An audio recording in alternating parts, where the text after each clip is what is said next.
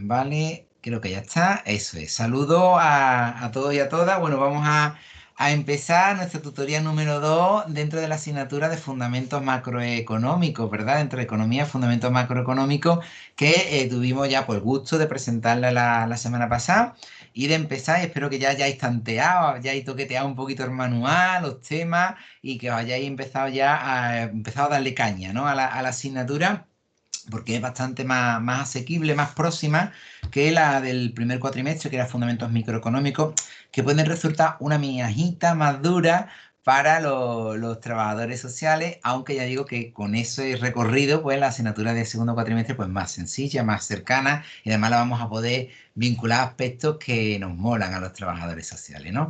Bueno, os cuento, ¿no? Vamos a ir viendo un poco el planteamiento. Voy a compartir con vosotros la pantalla. Un segundito, que hay gente que está entrando. Un momentito, un momentito, un momentito. A ver, a ver, a ver, a ver, a ver, por aquí. Eso es. Mar va entrando y va saliendo. Vale, entonces, comparto con vosotros, hemos dicho la pantalla, creo que la estáis viendo. Vale, eso es importante. Bien. El otro día empezamos el tema uno, hicimos la presentación y empezamos ya el tema uno y estuvimos viendo un poco sobre la naturaleza o la diferencia, ¿no?, entre microeconomía, macroeconomía y esos aspectos y creo que empezamos precisamente viendo cómo nació la macroeconomía, esa combinación entre teoría y política, porque en verdad esa combinación, sobre todo cuando se produce la gran recesión. Recordáis los años, sobre todo los años 30, pero estábamos hablando del crash del 29. Recordáis, hasta ese momento se pensaba que la economía al estilo de Adam Smith, ¿vale? Se autorregulaba, era perfecta, era una maravilla, que esto no había que tocarlo, no había que hacerle absolutamente nada, que va, es una patata y hay que tocarla mucho, mucho, mucho a la economía, hay que controlarla, hay que regularla porque siempre que pasa algo, pues tiene un impacto tremendo sobre los seres humanos, ¿vale? Entonces, ese parámetro hay que controlarlo. Aún así, hay tendencias ideológicas de tipo liberales y ellos se denominan neoliberales, pero de neo no tienen nada porque son las mismas ideas, donde lo que vuelven a decir es que la economía es muy buena, muy buena, muy buena, muy perfecta, muy perfecta, muy perfecta y que no se debe de regular, no se debe de controlar por parte de los estados. Claro, a la parte totalmente opuesta estarían, por ejemplo, los marxismos, los comunismos, etcétera, etcétera, que encorsetan absolutamente todo el control económico y de mercado, ¿no? De hecho, se intenta incluso diluir el concepto de mercado al estilo liberal que nosotros podemos conocer. Pero ¿qué es lo que hizo? Bueno, pues lo que pasó fue la Gran Depresión. Es decir, se cae en una crisis tremenda, sobre todo en la sociedad norteamericana, y entonces rápidamente se dan cuenta de que ese descontento social provocado por una catástrofe de tipo económico lo que hacía era que la gente se rebotara y se empezara a apuntar a los extremos, o se hacían radicales de izquierda o radicales de derecha. Entonces tenemos por ahí los que tiraban hacia los marxismos, comunismos radicalizados, o los que tiraban incluso al nazismo o los fascismos. Las dos, todas esas puntas, esos polos opuestos, lo alimenta un descontento de un sistema liberal que funciona mal para el pueblo. ¿Vale? Funciona mal y alimenta los descontentos y los opuestos. ¿Qué ocurre en esa sociedad? Estamos hablando de los tiempos de Roosevelt. Pues los tiempos de Roosevelt lo que se hará es el New Deal, que será un sistema de intervención en la economía, de control económico, ¿vale? Que enseñará al resto del mundo a partir de ese momento de que la economía no es perfecta y que hay que intervenirla. Y se interviene a través de parámetros macroeconómicos, que es lo que nosotros estuvimos viendo. Se utilizarán sobre todo ideas del año 1936, publicada en 1936 por el famoso Keynes, ¿vale? O Keynes, que depende cómo lo queramos leer, pero básicamente en esa economía keynesiana, que es un sistema económico alternativo a los sistemas de tipo liberal o monetarista, tiene varios nombres, ¿no? Donde dice que una depresión, decía, analizado, una depresión es el resultado de un gasto agregado inadecuado. Gasto agregado es un gasto total, un gasto, el cúmulo de gastos, ¿vale? Un total de gasto de una sociedad, de un país, de una región, ¿vale? Estaba mal hecho, está inadecuado. Que dice o dijo que la intervención del gobierno puede ayudar a una economía deprimida por medio de la política monetaria y la política fiscal, que básicamente son los temas que nosotros vamos a ir trabajando. Política monetaria y política fiscal. La política monetaria, en este caso, que es una de las grandes herramientas que vamos a ver que tiene la macroeconomía, usa los cambios en la cantidad de dinero para alterar los tipos de interés, lo que a su vez afecta al gasto agregado. ¿Vale? Es decir, ¿qué son los tipos de interés? No os preocupéis, os decís, el tipo de interés que me pone el banco, un préstamo, una hipoteca. No, eso no es el tipo de interés. El tipo de interés, lo veremos más adelante, es el precio, el interés, el precio o el tipo de interés al que se prestan dinero en la banca. ¿vale? Estamos fuera del mercado privado, ¿vale? Los grandes bancos, los grandes depósitos bancarios en referencia a los bancos. Nos prestamos con unas reglas de juego que no son las que aplican a la gente de abajo, que somos nosotros, que te va a comprar un coche y una hipoteca. Eso no, ¿eh? Ellos están en otra esfera, se prestan el dinero con otras reglas de juego. Esto lo suelen controlar a través de política monetaria, por ejemplo, los bancos centrales. Esto es macroeconomía, ¿vale? Entonces puedes subir los tipos de interés, bajar los tipos de interés. Si suben los tipos de interés, el precio al que se prestan los bancos el dinero es mayor. ¿Eso qué quiere decir? Que les cuesta más trabajo conseguir dinero. Dinero para hacer préstamos, para hacer negocios, que es lo que llega a nosotros, ¿vale? Por lo tanto, se restringe más la posibilidad de prestar dinero y se encarecerían, abajo, más abajo, los productos que tienen que ver con la banca. Claro, como cuesta más trabajo adquirir un préstamo y además, pues entonces los préstamos están más encarecidos. Recordad ley de oferta y demanda, ¿vale? Si los precios o los tipos de interés bajan, va a tener más liquidez, más posibilidades en los bancos. Con lo cual, si pueden prestar más, hay más oferta de productos bancarios, con lo cual hay más competencia, pueden bajar los tipos de interés o no para la gente que estamos abajo, ¿vale? Lo digo para que lo sepáis. También es verdad que así se regulan determinados otros indicadores, como son el Euribor, etcétera, etcétera, que tienen que ver con algunos parámetros de estos, no todos, ¿vale? Pero también está la política fiscal. La política fiscal que decíamos el otro día usa los cambios en los impuestos y el gasto público también para influir en el gasto agregado. Keynes estableció el principio de que gestionar la economía es una responsabilidad del gobierno. Es decir, la economía tiene que estar controlada por el gobierno. Esto es un salto totalmente con los postulados liberales que hasta entonces se habían llevado, ¿vale? Las ideas de Keynes siguen teniendo muchísima influencia tanto en la teoría económica como en la política actual. De hecho, si os dais cuenta, aquí pone un ejemplo, claro, no es casualidad. En el año 2008-2009, el Congreso, estamos hablando de la norteamericana, la Casa Blanca y la Reserva Federal, que es como el banco central americano, norteamericano, ¿vale? Ellos lo llaman la Reserva Federal. Os pone ahí entre paréntesis, agencia cuasi gubernamental que gestiona la oferta de dinero de Estados Unidos para protegerse de esa crisis económica. Recordáis la crisis de 2008 que todavía la estamos, todavía el impacto de la crisis estamos nosotros, la población en general la sigue sufriendo. Es decir, el empobrecimiento que había en la población española viene desde la crisis de 2008. ¿Vale? Es muy, muy importante. Pues, ¿qué se hizo ahí? Pues se tomaron medidas. Medidas que tenían una orientación claramente keynesiana. No en Europa, ¿eh? Por eso Estados Unidos salió varios años antes que el resto de Europa de la crisis, ¿vale? Y además con una creación de empleo que no tiene nada que ver con el resto de países europeos, ¿vale? Esto es muy, muy importante. Y tiene que ver con qué tipo de política se pone. Vamos a ver, Evaristo, me estás diciendo que lo que hacen los gobiernos de poner soluciones a los problemas económicos, cuando te dicen solamente hay un camino, solamente hay una vía, solamente hay una manera, nos están engañando o nos están engañando, son unos necios, están engañados ellos solos. Es decir, hay varias formas de obtener un mismo resultado en tipos o en formas macroeconómicas. Y los caminos que tú tomes no son ciencia, ni son técnicos, son política ideológica. Si eres de una sensibilidad, tirarás por aquí y beneficiarás en el camino a unos y a otros no. Y si eres de otra sensibilidad, tirarás por este otro camino y beneficiarás a unos y a otros no. ¿Vale? Este es el juego. Por ejemplo, frente a la crisis de 2008, la macroeconomía, política económica, Estados Unidos, que no es precisamente el país que más keynesiano es del mundo, aplicó rápidamente políticas keynesianas y salió de la crisis muy rápido. Europa abogó por la austeridad, el ahorro, control de gastos. No sé si os suena esto, ¿vale? Estos han sido los años de la época de más austeridad que nosotros hemos vivido en España. Que ha sido el gobierno de Rajoy, termina el gobierno Zapatero, empieza el gobierno de Rajoy, pero tenemos a Angela Merkel en Europa, tenemos, wow, durísimo, ¿eh? El impacto que ha habido en Europa y en España, el modelo que nosotros hemos tenido no ha sido un modelo de resurgimiento del empleo, de quitar, corregir deficiencias económicas, sino ha sido un modelo de empobrecimiento del empobrecimiento y del empobrecimiento del trabajador y de pauperismo del trabajador y de crear un nuevo tipo de pobre en España, que es el trabajador pobre. Eso no existía antes, así tal como yo lo estoy explicando, ¿vale? Tiene que ver por cómo tú quieras resolver problemas. Claro, está resuelto en términos macro, pero ¿qué te has dejado por el camino o qué opciones has tomado, ¿vale? Esto es lo que nos está diciendo el libro. Cuidado porque la macroeconomía no es una ciencia exacta, sino que es ideología, ¿vale? ¿Qué elementos son importantes en macroeconomía? En las macroeconomías también son importantes los ciclos denominados ciclos económicos. Ciclos económicos que tienen una serie de características muy sencillas o de conceptos muy claros. Uno, las recesiones.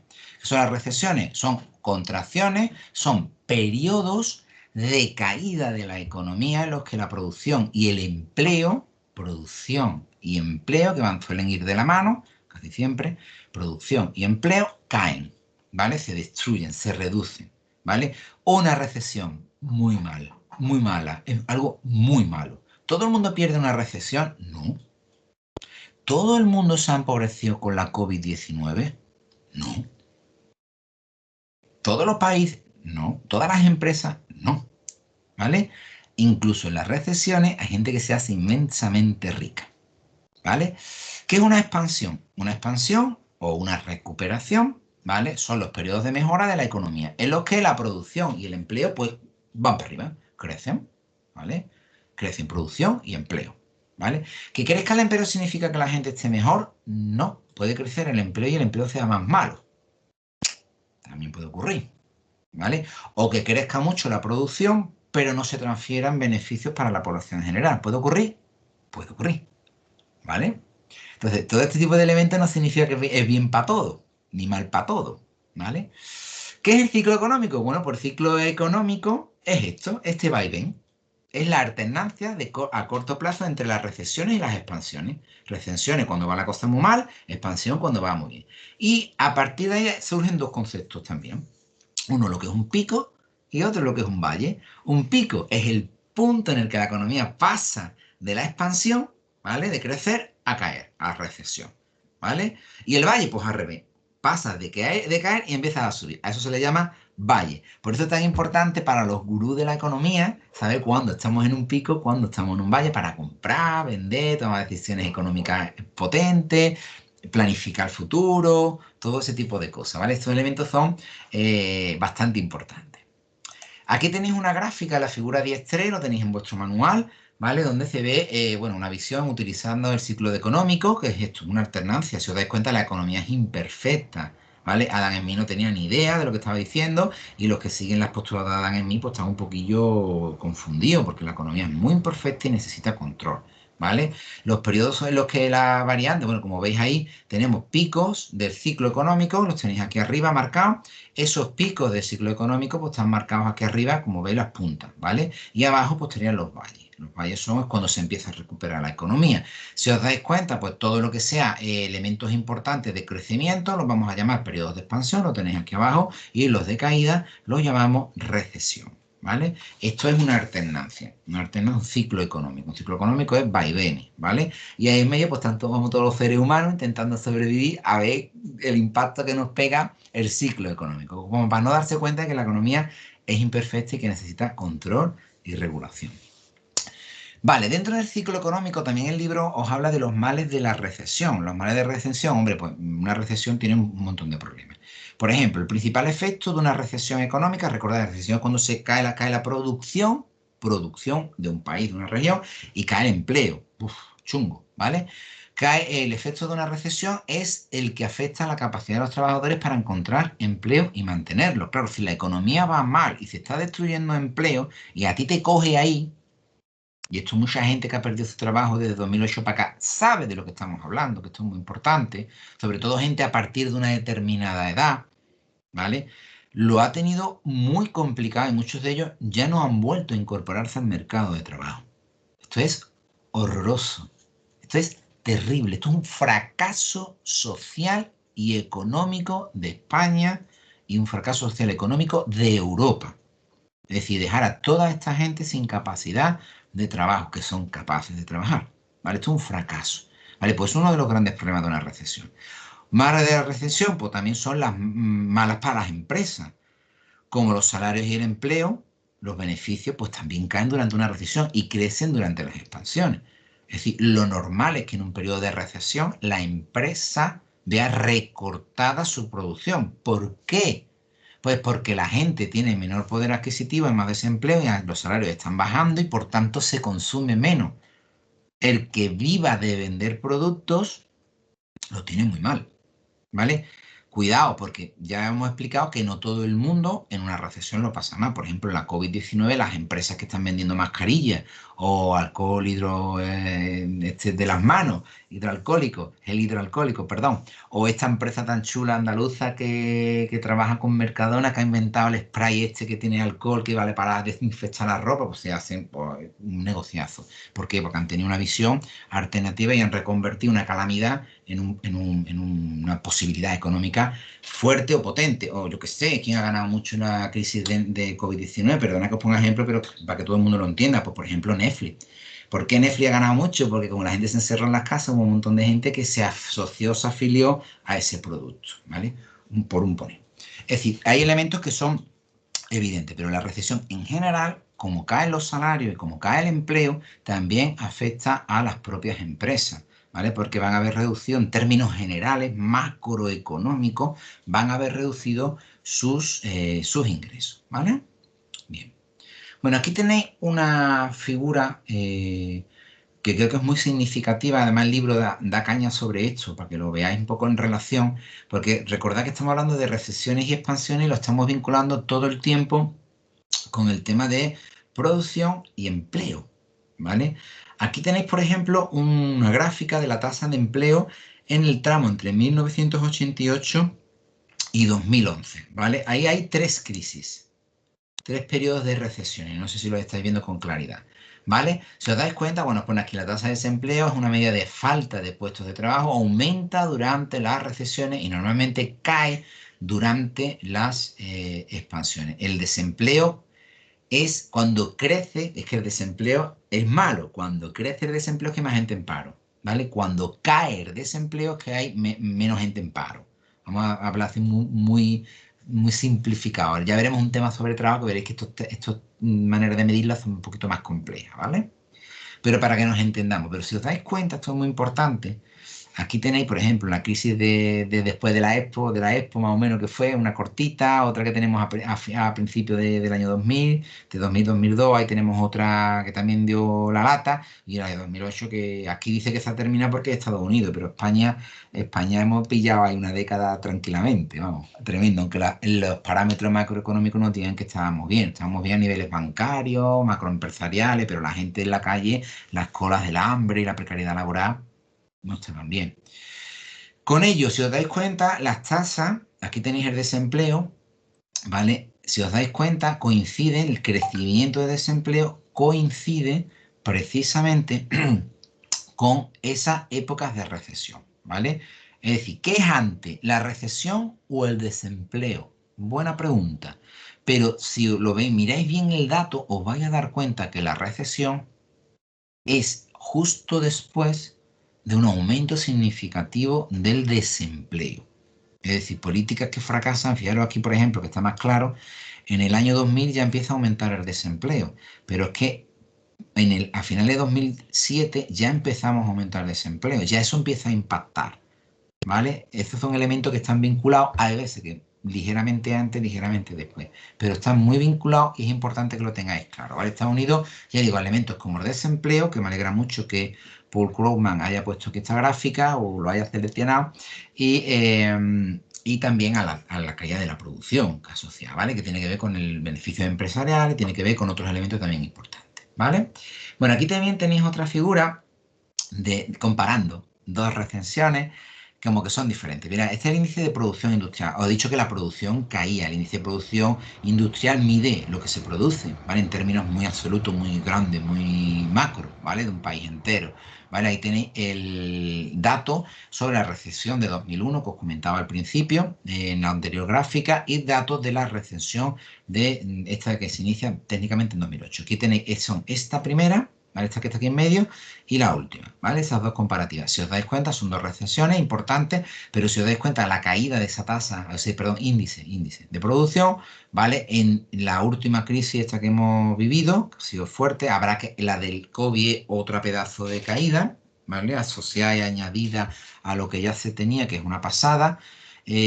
Todos esos elementos si os dais cuenta, tienen impactos distintos según lo grave que sea esa recesión, ¿vale? La de 2001 fue chungui, pero si os dais cuenta, duró poco tiempo y más o menos se vuelve otra vez al 100%, incluso superar el índice de producción, la capacidad de producción industrial de Estados Unidos, ¿vale? Pero el impacto que ha tenido, la segunda ha sido bastante potente y de hecho se le ha comparado con el crash del 29, no es pecata minuta la crisis esa y el impacto que ha tenido social, que ha sido terrible. Es decir, habría que haber visto en otros países o en algunos países sin políticas sociales de protección social, el impacto que hubiese tenido una España, por ejemplo, sin un semi-estado de bienestar que tenemos, ¿vale? Hubiese sido tremendo. Bueno, el crecimiento económico a largo plazo. El crecimiento económico a largo plazo mide precisamente esa evolución, ¿vale? Esa trayectoria, esa posibilidad de crecimiento y es la tendencia sostenida al aumento de producción de una economía a lo largo del tiempo. ¿Vale? Más o menos hay una tendencia, ¿vale? Si nosotros tiramos de gráfica histórica, que la economía siempre va creciendo más y más y más, indistintamente de las olas estas que decimos de recesiones y crecimiento, crisis cíclicas que la denominan del capitalismo del propio mercado de crecimiento económico que se va dando cada cierto periodo de tiempo, ¿vale? Indistintamente parece que la tendencia de crecimiento es alcista, es decir, va tirando hacia arriba, ¿vale? Ese elemento, bueno, pues vamos a estudiar un poquito qué elemento lo sostiene. Para entenderlo bien, por ejemplo, podemos utilizar la figura 16. La figura 16 nos dice qué producciones o productos, ¿vale? Tiraban del crecimiento económico de la sociedad norteamericana en según qué épocas. Eso es lo que está midiendo esto, ¿vale? Y aquí, si os dais cuenta, si nosotros nos vamos a principios del siglo pasado, nos vamos al año 1905, ¿vale? Nos vamos a dar cuenta de que lo que tiraba fuerte de la economía, ¿vale? Eran, por ejemplo, ya la electricidad que estaba potente, estaba despegando, el tema de las cocinas, ¿vale? El teléfono, que lo tenemos ya por ahí, en España en 1905 habría uno, dos, tres o cuatro teléfonos, ¿vale? No habría muchos más. Y el coche, ¿vale? Estamos en el año 1905. Os recuerdo que ahí todavía ni está el Fordismo, ni está la producción en masa, es todo como muy rudimentario, muy artesanal, muy antiguo, ¿vale? ¿Qué ocurre en la época, en épocas o en cercanas a 1955? Fijaros el salto que damos a la sociedad norteamericana. Aquí estamos en plena sociedad de consumo en masa, las clases medias, Fordismo, sociedades de estado de bienestar ya bien fuerte. Hemos salido de la Segunda Guerra Mundial, estamos en una economía muy potente, tenemos unas perspectivas muy fuertes de crecimiento económico. Se va a producir el baby boom, ¿vale? Más o menos para que os situéis. ¿Vale? Los llaman los norteamericanos baby bomber, ¿vale? Baby bomber. ¿Qué tiraba del carro económico? ¿Qué sectores? Bueno, pues ahí tenéis la electricidad. Fijaros el salto que pega. Claro, estamos en una sociedad que ahora la electricidad es muy importante. Antes era una cosa muy rudimentaria, muy de andar por casa, pero es que ahora hablamos de que ilumina ciudades. ¿Vale? Fijaros hasta dónde llega, ¿no? Las tasas son impresionantes. La cocina, que antes era una cosa que estaba en extensión, todo el mundo quiere cocina, tiene para cocinar. El teléfono, antes también era una cosita muy... El coche, fijaros el coche, el salto que pega, ya aquí entra el frigorífico, la radio, el aire acondicionado, 1955. Habría que buscar en España aire acondicionado, 1955, a ver si encontramos alguno.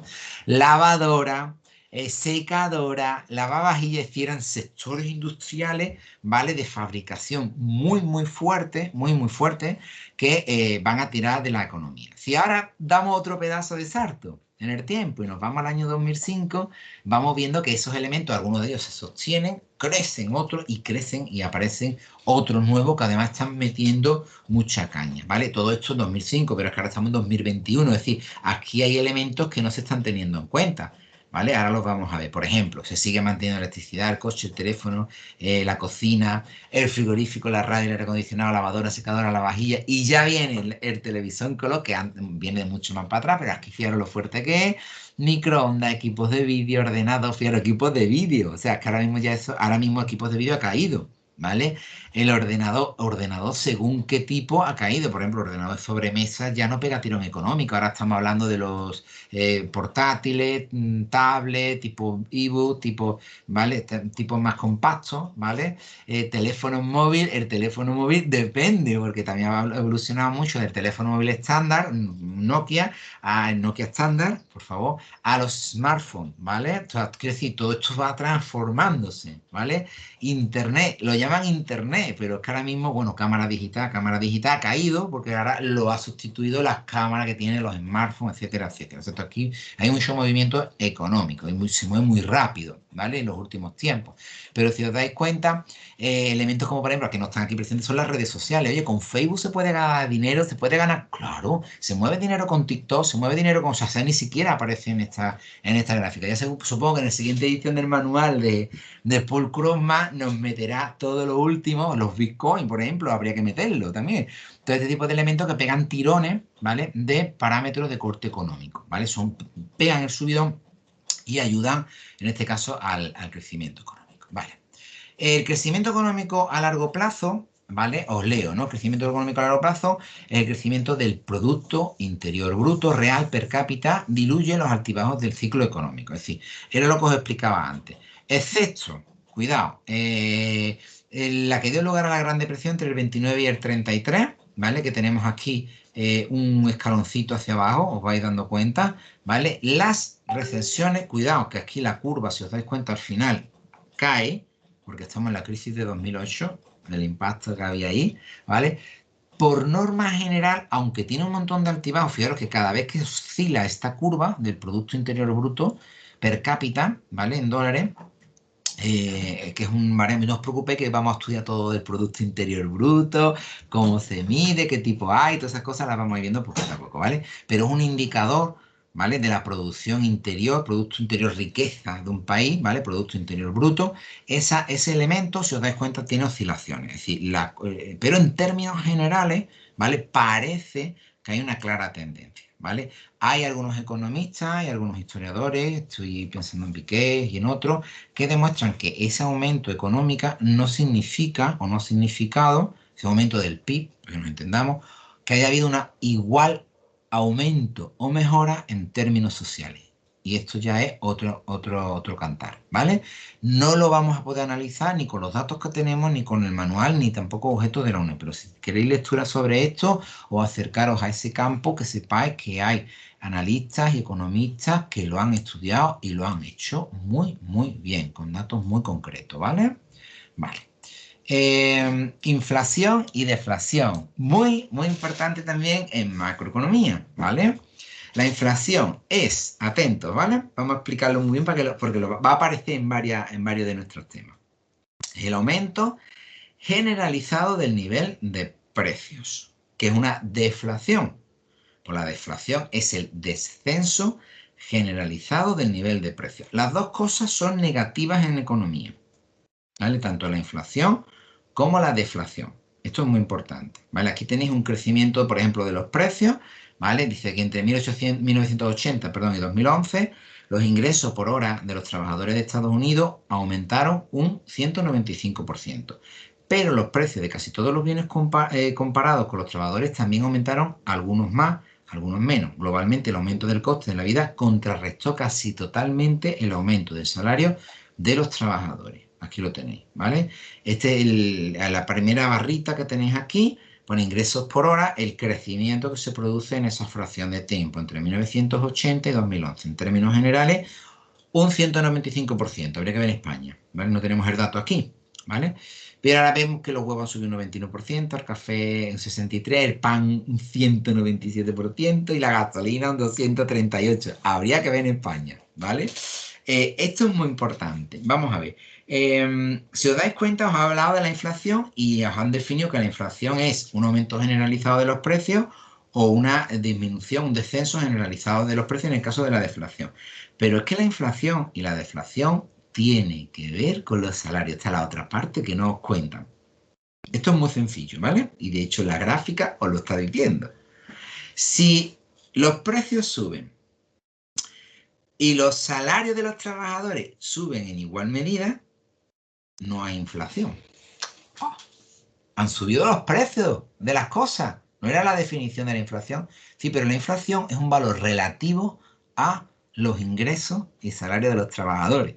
Es decir, si suben los precios, uy, qué caras están las cosas, pero yo cobro más, con lo que tengo, compro lo mismo que antes. Aunque hayan subido los precios, no hay una inflación, no hay una diferencia entre el poder adquisitivo de la gente y lo que las cosas cuestan.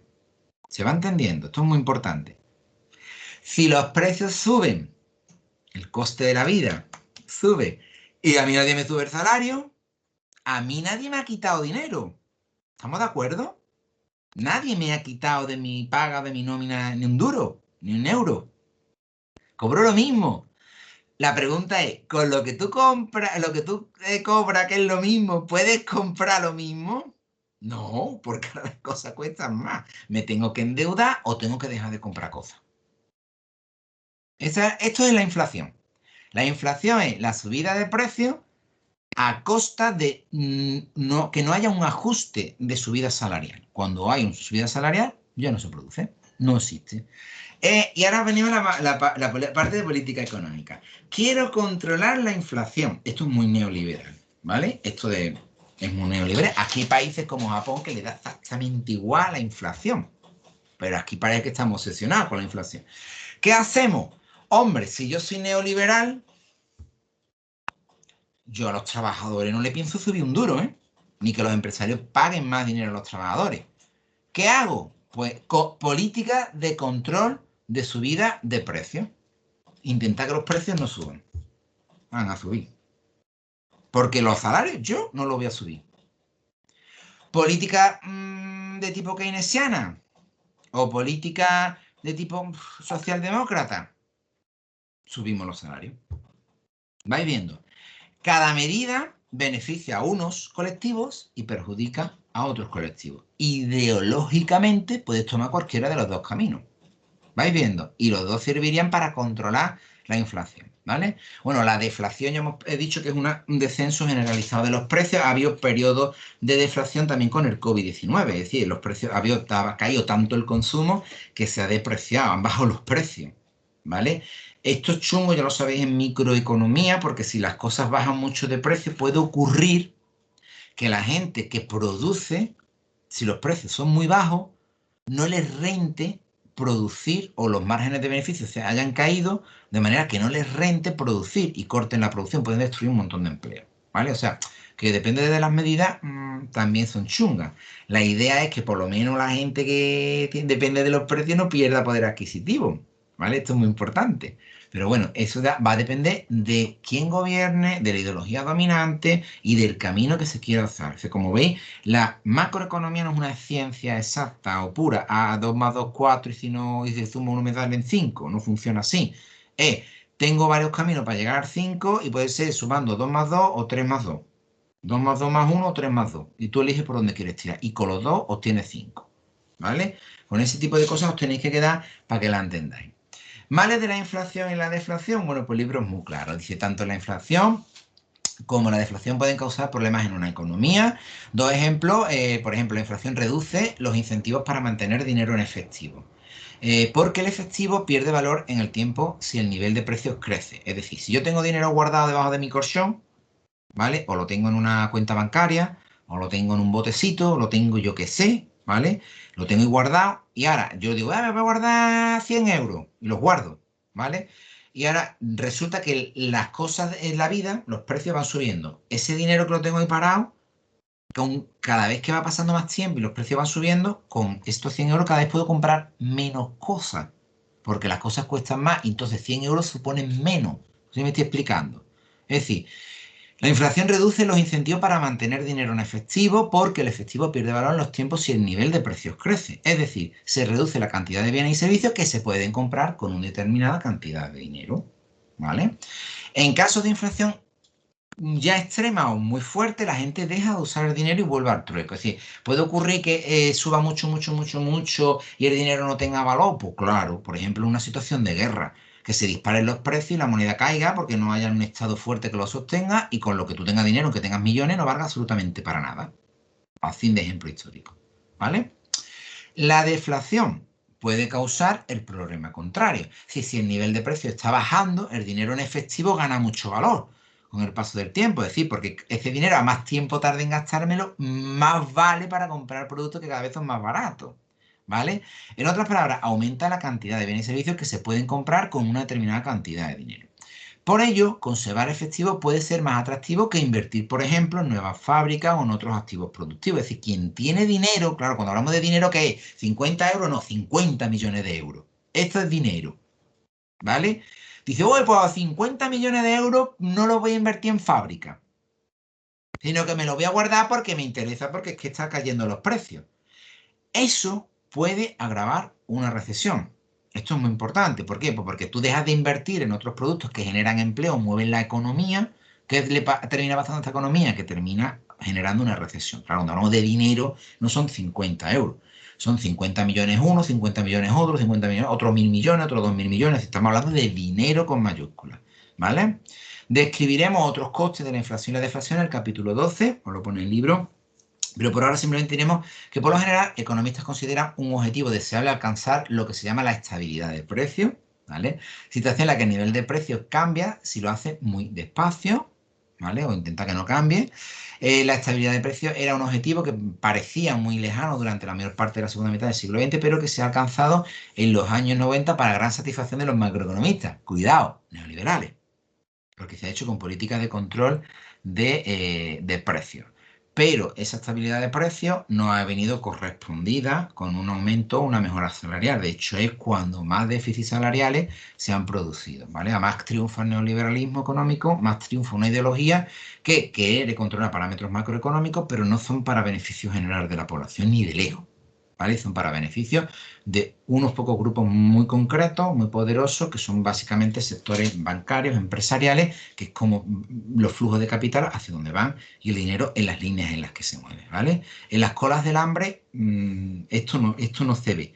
Esto que yo estoy hablando no es demagogia, ¿vale? ¿Es demagogia? No, no es demagogia. No, mire usted, las colas del hambre son una consecuencia de un fracaso político y económico de nuestras sociedades. Por tanto, hay unas directrices muy concretas y unas decisiones muy mal tomadas que hacen que determinados sectores de la población estén en muy malas condiciones, otros están muy bien, ¿vale?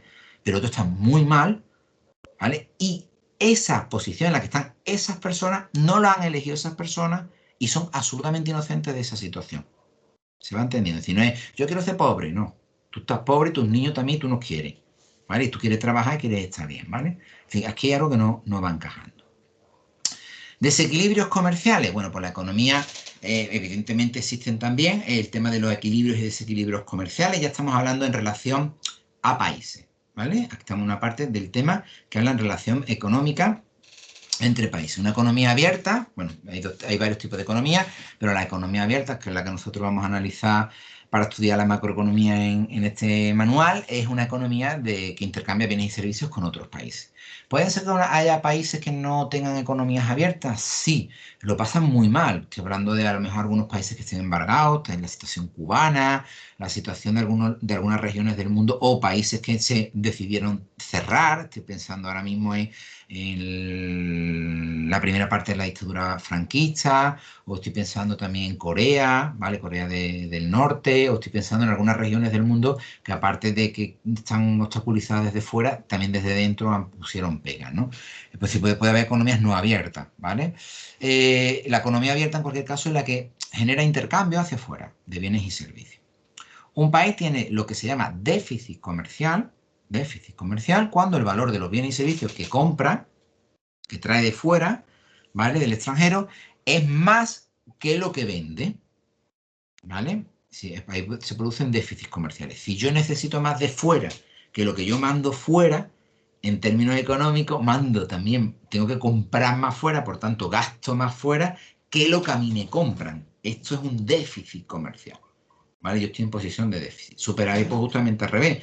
Cuando el valor de los bienes y servicios que compra el extranjero es menor, o yo que yo compro en el extranjero es menor que el valor de los bienes y servicios a los que yo les vendo, ¿vale? Si yo estoy vendiendo mucho más, me llega a mí más capital.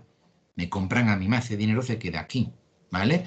Y compro menos fuera, pues tengo que gastar menos fuera. Cuando yo hago mis cuentas, pues tengo lo que se conoce como un superávit comercial, ¿vale? Hay una gráfica que la tenéis por aquí. Eso es. Aquí lo tenéis, desequilibrio comercial en 2008, bueno, pone fechas concretas, como veis en el manual de Krugman. El valor de los bienes que los Estados Unidos compraron a otros países fue considerablemente mayor que el de los bienes que vendieron al extranjero. Alemania, China y Arabia Saudí estaban en la posición inversa. Ahí lo tenéis. Un déficit comercial y superávit comercial son el reflejo de fuerzas macroeconómicas, especialmente las diferencias entre el ahorro y el gasto y la inversión, etcétera, etcétera. Bueno, ya veremos un poquito más, no os preocupéis de algunos conceptos que nos suenan así un poco extraños, pero todo esto lo vamos a ir viendo en los diferentes temas. Pero aquí tenéis datos, por ejemplo, Estados Unidos importa mucho más de lo que exporta. Oye, pero yo me dije que Estados Unidos era un país que vendía mucho y tal. Vende muchísimo, ¿vale? Pero compra más. ¿Vale? Por ejemplo, Estados Unidos es un sitio para la empresa española que es muy interesante, ¿vale? Alemania y China exporta mucho más de lo que necesita comprar fuera. Estos datos de China seguro que son muy diferentes de ahora mismo. China, el tema de exportaciones con el tema de COVID es uno de los países que más se ha beneficiado, ¿vale? Porque prácticamente todo lo quirúrgico se produce en China, ¿vale? Casi todo lo quirúrgico fabrica China, ¿vale? Entonces imaginaros el subidón que ha pegado. Alemania es un país también que predomina la exportación sobre las importaciones y Arabia Saudí también. Pero por ejemplo, ya digo, el modelo norteamericano, pues tiene más importaciones que exportaciones, tiene una balanza, un déficit comercial, ¿vale? ¿Vale? Pero es que le da igual, es que tiene una economía tan fuerte que requiere tanto de fuera, aunque venda mucho, pero requiere mucho capital, ¿vale? Y lo compra, tiene posibilidad de comprarlo, lo compra y juega con esos parámetros, ¿vale?